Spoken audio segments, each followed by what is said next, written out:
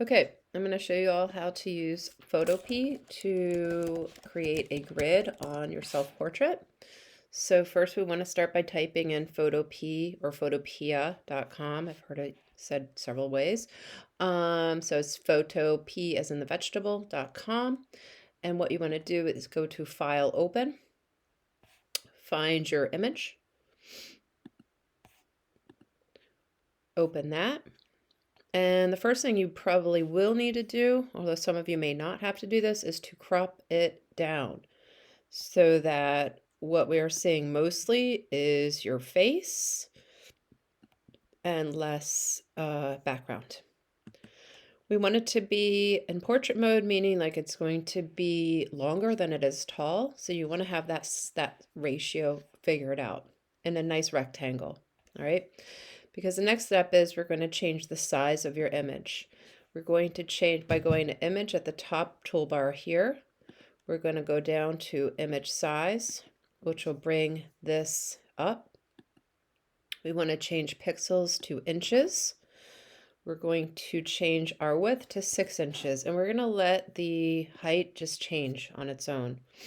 I want it to be around 9 inches, but I also want it to be proportionate, so I'm not going to even futz with the height. I'm just going to let the width go. DPI goes from 72 to 150, so it's a higher resolution. 72 dots per inch is good for web, but 150 is better for print and for doing kind of stuff we're doing. And I'm going to click OK there. I can hit Command plus to make that larger so I can actually see what I'm working on.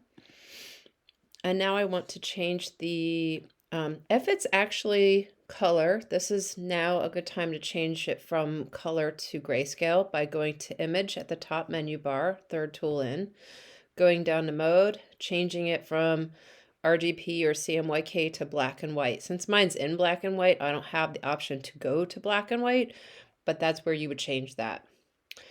So the next thing we're going to do is change the brightness and contrast because I want to make sure I have lots of good tonal variety. So same drill, I'm going to, whoops, I accidentally cropped it.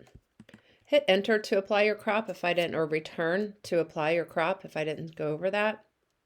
It's like if the bounding box doesn't disappear, it's because you haven't hit return.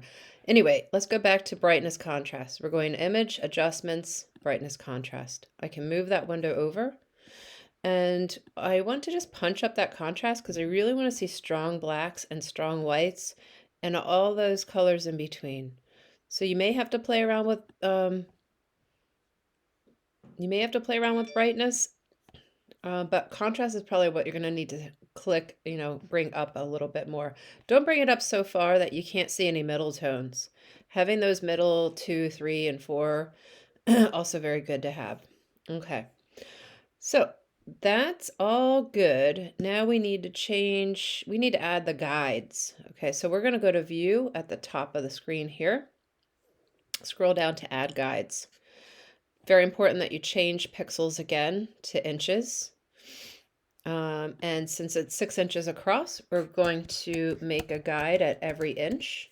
So we're going to do 1 comma, 2 comma, 3 comma. That represents every inch. Notice it adds those zeros. Not a big deal. Same drill with verticals, except this time we're going to go to 9 and click OK. And now you see a gridded version of yourself. It's all right if that bottom square doesn't fill in completely. No worries. We're going to be working with a piece of paper that's 12 by 18. So we're going from 1-inch squares to 2-inch squares. And then what we are going to do here is take a screenshot. We're not going to export this image as is. I mean, you should save it anyway, just so you can access it later.